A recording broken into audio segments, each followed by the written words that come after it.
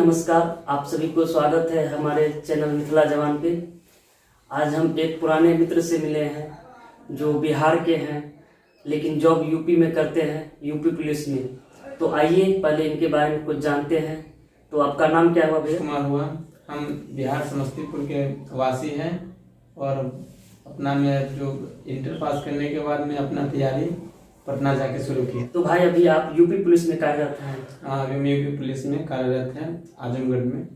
आजमगढ़ जी।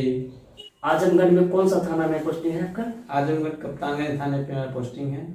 तो आप अभी शादी भी कर लिए हैं? हाँ, मेरा शादी हो चुका है, 5 दिसंबर को शादी था। ये बहुत फास्ट किए भाई काम सब।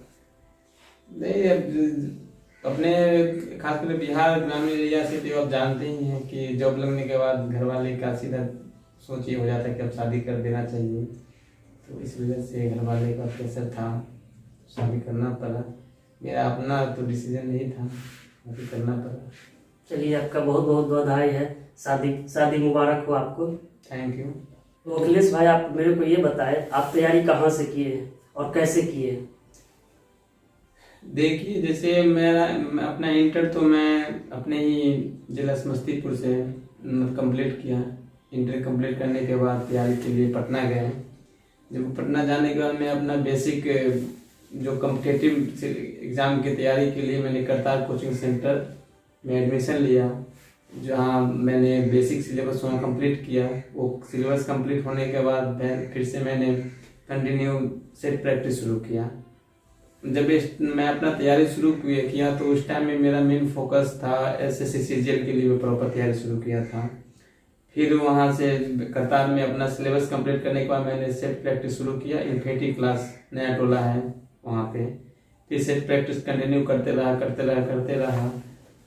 मैंने सीजीएल का 1-2 बार एग्जाम भी क्वालिफाई किया है, यहाँ से मेरा मेरिट नहीं बन पाया था। उसके अलावा भी और सारे एग्जाम हैं जिसको मैंने कंप्लीट किया, बस मेरिट नहीं बन पा रहा था। जैसे एसएससी एमटीएस 2 बार मैंने एग्जाम क्लियर किया, दोनों बार मेरिट 1-8 नंबर से नहीं बन पाया था। उसके अलावा अगर डिफेंस में देखेंगे तो आरपीएफ कांस्टेबल, आरपीएफ एसआई, बहुत सारे एग्जाम क्लियर किए। बस कहीं होता था कि वो फिजिकल नहीं हो पाता था, तो कहीं मेरिट नहीं बन पाता था। इन्हीं सब समस्याओं में फंसे रहते थे। फिर बीच में 2017 का जो स्कैम एसएससी सीजीएल का आया था, उस साल मेरा तैयारी अच्छा था। उस स्कैम में मेरा रिजल्ट भी रुका। फिर उसी के बाद आफ्टर दैट हुआ क्या कि रेलवे का एग्जाम आ गया। रेलवे का एग्जाम आने के बाद ऑटोमेटिकली वो थोड़ा सा उसके तरफ उसका फॉर्म फिल किए, उसके तरफ डाइवर्ट हो गए हैं। फिर वो एसएससी सीजीएल की तरफ से जो मेरा मेन टारगेट था उससे फोकस हट गया और उसका तैयारी मैंने रेलवे का ही कुछ तैयारी टेक्नीशियन लोको पायलट का जो आया था उसमें शुरू कर दिए थे। उसका पीटी दिए थे, पीटी हो गया था। तो फिर उसके मेंस के लिए फिर और उधर लगना पड़ा। उसका जो एक अलग ही सिलेबस है एसएससी के सिलेबस से, तो फिर उसमें भी मेरिट नहीं बन पाया था। उसके बाद फिर मैंने जब यूपी पुलिस 2018 वाली भर्ती थी 41,500, तो वो फॉर्म फिल किया। वो फॉर्म फिल करने के बाद मतलब मेरे एसएससी का तैयारी करते करते मतलब जीके, मैथ, इंग्लिश इतना अच्छा तैयारी था कि ये भी पुलिस पेपर देने में मुझे कोई कठिनाई नहीं हुई। उसका जो हिंदी का सिलेबस होता है जो एसएससी के सिलेबस से थोड़ा सा अलग है, जो एसएससी में नहीं, हिंदी व्याकरण जो कहें, व्याकरण साहित्य ये तो, लेकिन ये व्याकरण साहित्य जो उसमें पूछा गया तो हमारी बेसिक अंडर 10 जहाँ से हम एजुकेशन लिए थे अपने मतलब होम टाउन, ये बरहेता कामता सरस्वती शिशु विद्या मंदिर बरहेता, तो वहाँ हमें बाकायदे बहुत अच्छा नॉलेज, ज्ञान हिंदी का, संस्कृत का, व्याकरण का सब वहाँ से मिला था। तो इसलिए उसमें जो कुछ खासा परेशानी नहीं हुई इस यूपी पुलिस का एग्ज़ाम क्लियर करने में। यूपी पुलिस का एग्ज़ाम 41,500 वाले में मैं अच्छे नंबर से क्लियर हुआ। उसके बाद रनिंग के लिए मैंने उतना पहले से प्रिपेयर्ड मेंटली नहीं थे कि रनिंग कर पाएंगे। 5 किलोमीटर का रनिंग था, तो मैंने रनिंग के लिए मैं गया ही नहीं। बस ऐसे यूं ही सोच लिए थे कि 5 किलोमीटर का रनिंग 25 मिनट में है कंप्लीट हो ही जाएगा, जो कि मेरा सोच गलत था। वैसा मैं नहीं सोचना चाहिए था, कुछ तैयारी करना चाहिए था, दौड़ना चाहिए था। फिर दौड़ का टाइम आया, डेट आया, और वहीं पे मेरे साथ मेरा दोस्त रहता था। तो वो क्या मेरे साथ रहते हुए भी वो दौड़ने के लिए जाता था, हम नहीं जाते थे, जो कि वो ऑलरेडी आर्मी का रेसर रह चुका था, फिर भी वो जाता था, हमें बोलता भी था, हम नहीं जाते थे। फिर भी वहाँ पे मेरा फोकस था ही नहीं पुलिस को लेके, मेरा एसएससी को लेकर था, मैंने एसएससी का तैयारी भी कर रहा था। मैंने सोचा पेपर दिए, पेपर यूं ही निकल गया, ज़्यादा खासा परेशानी नहीं हुई। तो जब अंततः मैं दौड़ने का डेट आया, जब दौड़ने के लिए गए, मेरा वो उस टाइम 41,500 वाली भर्ती का दौड़ जो 2018 में आई थी, तो बनारस भुलनपुर 12वीं पीएससी वाहिनी है, वहाँ हुआ था। वहाँ गए, जब दौड़ने के लिए गए तो अंततः ऐसा हुआ कि मैंने वहाँ 300 मीटर का ट्रैक था, जनरली 400 मीटर का ट्रैक रहता है, 12 चक्कर लगाना होता है, लेकिन वहाँ पे 300 मीटर का ट्रैक था जो 16 चक्कर लगाना था। तो थोड़ा सा मेंटली इफेक्ट वो हो गया था कि 16 चक्कर लगाना है, और मैंने फिर दौड़ना शुरू किए। तो वहाँ हुआ क्या था कि मैंने 16 चक्कर तो कंप्लीट कर लिया था, 11 सेकंड ज़्यादा लग गया था, 24 मिनट 11 सेकंड लगा था। तो वहाँ मैंने डिस्क्वालीफाई हो गया रनिंग से ही, फिजिकल से ही। वहीं से मैंने वापस आया। तो वहाँ से जब पटना वापस आने के बाद वहीं पे मेरे साथ जो मेरा दोस्त था उसका कंप्लीट हो गया था। तो एक कहावत है ना कि दोस्त फेल होता है तो दुख होता है, और दोस्त सक्सेस हो जाता है तो और ज़्यादा दुख होता है साथ में रहते हुए। तो वैसा ही सिचुएशन कुछ मेरे साथ हुआ था। इस बात को लेकिन नहीं कि मेरा दोस्त सक्सेस हो गया, फेल हो गए, बस इस बात को कि साथ में दोस्त था, वो दौड़ लिया, हम नहीं दौड़ पाए, वो हमें बोलता रहा दौड़ने चलने के लिए, फिर भी हम नहीं जा पा रहे थे। तो वो वहाँ पे मेरा कमी पूरा का पूरा नज़र आ रहा था। फिर पटना आने के बाद फिर उसी के कुछ दिन बाद फिर अगली भर्ती यूपी पुलिस का ही 59,500 का आ गया था। एट ए टाइम मैंने फॉर्म फिलअप कर दिया था, इतना कॉन्फिडेंस था कि पेपर तो निकल ही जाएगा। तो इसलिए मैंने उस टाइम से बस दिमाग में एक ही बात आ गया था कि रनिंग कंप्लीट करना है, फिजिकली रूप से तैयार होना है। तो फिर पेपर देने के बाद आया, पेपर देने के बाद लग ही गया, पेपर हो ही जाएगा। फिर उसके बाद मैंने दौड़ पे काम अपना शुरू किया। लगभग मैंने 2 महीना तक मतलब थोड़ा बहुत करके दौड़ते रहे।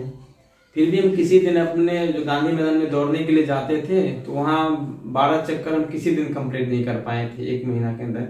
जब मेरा दौड़ का जो डेट था उससे कुछ दिन पहले तक मैंने मतलब जो 2-4-5 दिन बचा था तो दिमाग पे ये हो रहा था कि भाई अभी तक मैंने अपना दौड़ विद इन टाइम के अंदर मैं कंप्लीट 12 चक्कर नहीं कर पाया हूँ। लेकिन एक दिन फिर अंदर सोच के बस दौड़े कि आज कुछ भी हो जाए, 25 मिनट के बजाय 27 मिनट लगे, टाइम नहीं देखेंगे, दौड़ कंप्लीट करेंगे, 12 चक्कर लगाएंगे 400 मीटर का ट्रैक का। बस वो एक दिन 400 मीटर का ट्रैक का 12 चक्कर लगा लिए थे, 26 मिनट कुछ सेकंड लगा था। बस उसके बाद मेरा आत्मविश्वास हो गया कि 12 चक्कर तो हम दौड़ ही सकते हैं। फिर 12 चक्कर दौड़े। अगले दिन मैंने फिर ऑटोमेटिक 12 चक्कर लगाते गए, टाइम कम होता गया। फिर 25 मिनट के अंदर मेरा टाइम हो गया था 2-3 दिन के अंदर ही। जब एक दिन मेरा 12 चक्कर लग गया था 26 मिनट कुछ सेकंड में, तब टाइम कम होते गया। फिर अंततः हुआ कि जब मैंने दौड़ने के लिए ट्रैक पे गया, इलाहाबाद उसका दौर हुआ था, तो वहाँ मैंने 22 मिनट 29 सेकंड में अपना 12 चक्कर 4800 मीटर दौड़ कंप्लीट किया था। उसके बाद मेरा मेडिकल हुआ था। तो अखिलेश जी, मेरे को आप ये बताएं, यूपी पुलिस का तैयारी कैसे की है और इसका सिलेबस क्या है, ये थोड़ा मेरे दर्शकों को बताएं। यूपी पुलिस का सिलेबस जो है वो सिलेबस उसका 150 क्वेश्चन है। 150 क्वेश्चन में एवरेज मान के चलिए कि 35 से 40 क्वेश्चन करके, जैसे 35 से 40 क्वेश्चन आएगा आपको रीजनिंग का, 35 से 40 क्वेश्चन जीके जीएस का, 35 से 40 क्वेश्चन मैथ्स का, 35 से 40 क्वेश्चन जीके जीएस का। तो ये 150 क्वेश्चन आता है। 150 क्वेश्चन, ईच क्वेश्चन 2 मार्क्स का होता है, जो 300 नंबर्स का होता है। इसमें निगेटिव कितना? निगेटिव 0.5 आता है। तो इसमें इसका सिलेबस यही है। और इसका सिलेबस में है क्या कि हाँ, एक हिंदी व्याकरण भी आ जाता है, वही 30 से 35 क्वेश्चन। तो इसमें जो जनरली जो एसएससी रेलवे का तैयारी करने वाले स्टूडेंट हैं, जो भी भाई हैं, तो उनको बस ये ध्यान देना है कि उनका हिंदी व्याकरण, हिंदी साहित्य थोड़ा सा पढ़ना पड़ेगा, बस एक वही ऐड हो जाता है। कौन बुक से पढ़े आप हिंदी व्याकरण? हिंदी व्याकरण का मैं बता दूं, पर्टिकुलरली प्रॉपर कोई बुक नहीं पढ़े मैंने, क्योंकि मेरा जो अंडर 10 मेरा हिंदी व्याकरण मेरा थोड़ा अच्छा था, जहाँ से मैंने आपको पहले ही बता चुका हूँ कि बेसिक एजुकेशन जो मैंने लिया था अंडर 10 जिस विद्यालय से कामदा सरस्वती शिशु विद्या मंदिर बरहेता से, तो वहां से हिंदी व्याकरण, संस्कृत, साहित्य प्रॉपर पढ़ाई होता था। तो मेरा अपडेट था, अपडेट नहीं था, सिलेबस मेरा कंप्लीट था। अपडेट होना मतलब बस थोड़ा सा यूट्यूब से मैंने सहारा लिया, पढ़ा। हाँ, लेकिन मैं अपने दोस्तों भाइयों को ये बताना चाहेंगे कि जिनका ये बेसिक अगर नहीं है तो उनको इस पे काम करना पड़ेगा, हिंदी व्याकरण पे, साहित्य पे, क्योंकि उसका एक भाग 35 से 40 क्वेश्चन का आता है। तो आप मेरे दर्शकों को बुक का तो कोई नाम बता दो भाई। बुक का नाम आपको हिंदी व्याकरण का कहे तो संस्कृत का सहचर बुक आता है हिंदी का। बुक से बेटर आप कहे तो यूट्यूब का बहुत सारे चैनल है, जो पर्टिकुलरली किसी चैनल का हम नाम नहीं ले सकते हैं, हम नहीं पढ़े, मैंने थोड़ा बहुत ही उसमें काम करना पड़ा था, ऐसा कुछ हमें कठिनाई नहीं हुई थी। मेरे को ये बताया यूपी पुलिस की तैयारी कैसे की और इसमें सिलेबस को कैसे आप कंप्लीट किए? यूपी पुलिस या किसी भी एग्जाम की तैयारी के लिए मेरा पर्सनल ओपिनियन है कि जैसे तैयारी अगर हम करने के लिए आए हैं, चाहे पटना, दरभंगा, कोई भी शहर, कहीं भी, या इवन दिल्ली, तो मैंने सबसे पहले शुरू ये करते हैं कि कहीं ना कहीं क्लास लेते हैं। क्लास लेते हैं तो वहाँ हमारे सबसे पहले मेरा पर्सनल थिंक सोच यही रहता है कि हम अपना सिलेबस कंप्लीट करें। हर एक एग्जाम का एक ना एक लिमिट सिलेबस है, चाहे एसएससी हो, रेलवे हो, बैंक हो या इवन पुलिस हो, तो वो सिलेबस पहले एक बार हमें अपने क्लास में कंप्लीट करना चाहिए। जो वहाँ क्लास में सिलेबस कंप्लीट होता है, वहाँ से हमारा क्लास नोट्स भी बनता है। तो हम हमेशा प्रीफर वही किए हैं कि अपने क्लास नोट्स को रिवीजन करते रहे हैं, सेट प्रैक्टिस करते रहे हैं, कि मतलब ज़्यादातर मैंने कोई बुक प्रीफर नहीं की है, बुक से मैंने तैयारी नहीं किया है, मैंने set practice, class notes revision करते रहे हैं। और वो थोड़ा सा अपने ऊपर हो जाता है, अगर किसी को होता है कोई बुक प्रीफर करे, बुक का सहारा ले, वो भी हेल्पफुल होता है। बाकी मेन फोकस होना चाहिए क्लास नोट्स पे। तो आप यूपी पुलिस के एग्जाम से लेके ज्वाइनिंग तक का क्या प्रक्रिया है वो मेरे दर्शकों को बता दीजिए। यूपी पुलिस की ज्वाइन से एग्जाम से ज्वाइनिंग तक का प्रक्रिया ये है कि जैसे पहले आपका एग्जाम होगा। एग्जाम अब जब आपको पहले बता चुके हैं 150 क्वेश्चन होगा, 200 नंबर का होगा, सारा कितना कितना क्वेश्चन आएगा वो तो बता ही दिए। आप एग्जाम क्लियर कीजिएगा। एग्जाम क्लियर होने के बाद आपका DVPST होगा, डॉक्यूमेंट वेरिफिकेशन, उसके बाद वो हाइट, चेस्ट, वेट, ये मतलब PST। उसके बाद ये हाइट, वेट, चेस्ट, PST में आपका ये होगा कि हाइट आपका उसका मिनिमम रिक्वायरमेंट जो है हाइट के लिए 1.68 है, उसका चेस्ट है 79 to 85, मतलब नॉर्मल 79 फुला के 85 84। उसके बाद जब DVPST हो जाने के बाद फिर आपका रनिंग होगा। रनिंग 5 किलोमीटर का रनिंग होता है, मतलब 4800 मीटर का 25 मिनट टाइम मिलता है। रनिंग हो जाने के बाद आपका मेडिकल होगा। मेडिकल के टाइम में भी आपका वो जो DVPST के टाइम जो नॉर्मली आपका हाइट, चेस्ट लिया जाता है, तो मेडिकल का प्रक्रिया विस्तार से बताएं। जैसे एक एग्जाम रिजल्ट हो जाने के बाद DVPST, वो रनिंग के बाद मेडिकल जो होता है, मेडिकल का प्रक्रिया उसका अगर हम मेरे थ्रू अब जानना चाहें तो यूपी पुलिस का मेडिकल कोई उतना टफ नहीं होता है। नॉर्मली आप अपने शरीर से ऊपर से नीचे तक फिट है तो ज़्यादा कोई इशू नहीं होगा। मेडिकल का प्रक्रिया जैसे जहाँ मैंने बनारस में मेडिकल अपना दिया था तो यही हुआ था कि गए पहले हाइट मापा था, चेस्ट मापा था, उसके बाद कान चेक किया गया था। कान चेक करने के लिए होता क्या था, एक वाइब्रेटर होता है जो कान के पास लगाया जाता है, वो यही बोला जाता है कि आवाज़ आता है नहीं आता है। और एक लेजर को किरण कुछ होता है जो पर्दा उर्दा चेक किया जाता है, नॉर्मली वो चेक किया जाता है। टीथ चेक किया जाता है। वहाँ मेन इशू अगर आपको कलर ब्लाइंडनेस अगर है तो फिर उसमें कोई कंप्रोमाइज़ नहीं होगा।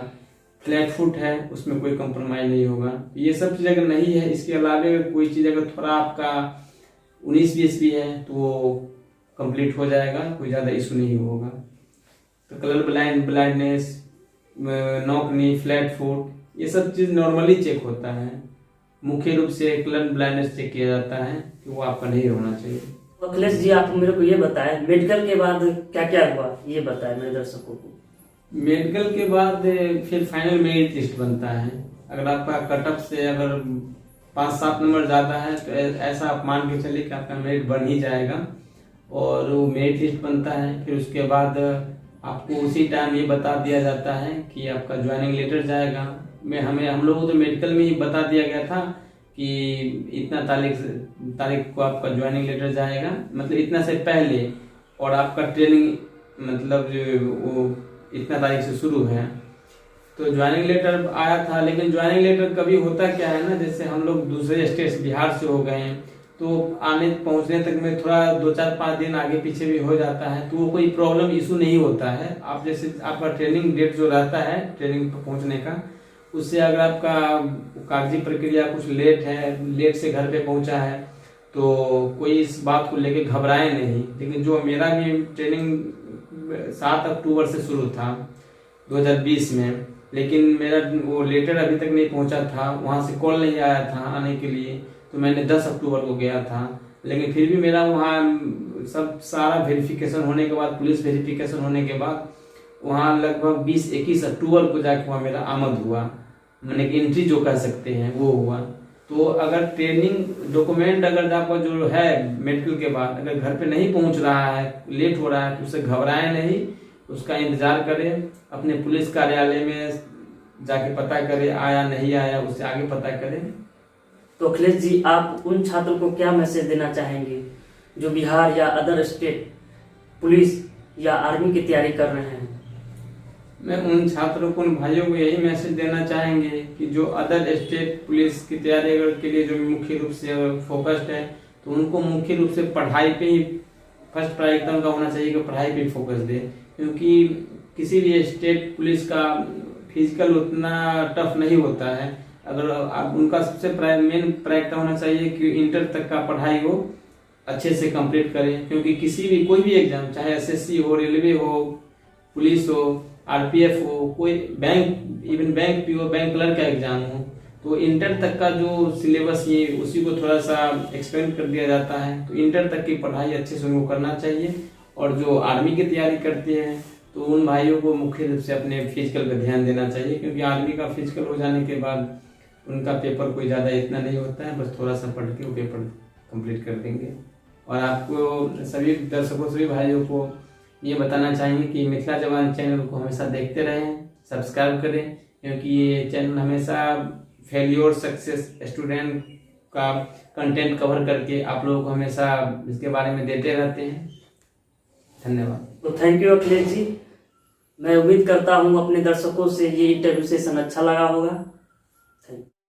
वीडियो को लाइक, शेयर और चैनल को सब्सक्राइब जरूर कीजिए। कमेंट करके बताइए कि आपको वीडियो कैसी लगी। वीडियो देखने के लिए धन्यवाद।